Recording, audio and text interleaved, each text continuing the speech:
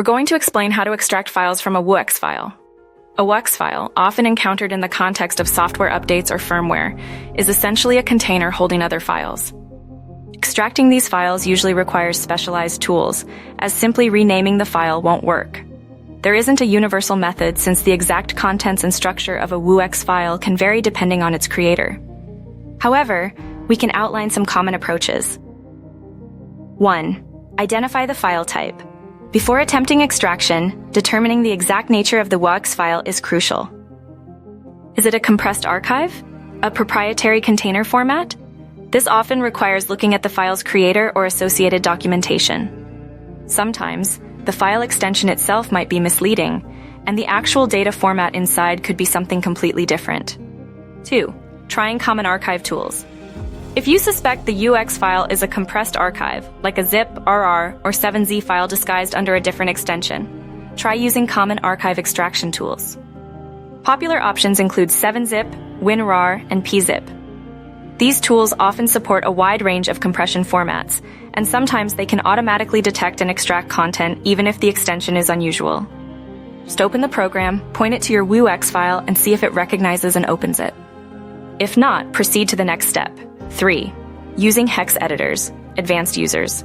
For those comfortable with low-level file manipulation, a hex editor can be used to inspect the WUX file's raw data. This method requires a deep understanding of file structures and is only recommended for experienced users. A hex editor allows you to manually browse the file's content byte by byte. You might be able to identify headers or other markers indicating the file's internal structure, aiding in determining its contents and how to extract them. However, this approach is complex, time-consuming, and carries a risk of data corruption if done incorrectly. It is generally not recommended unless all other methods have failed. 4. Searching for dedicated tools or software. If general-purpose archive tools and hex editors fail, researching specific software related to the application or device associated with the WUX file is often necessary.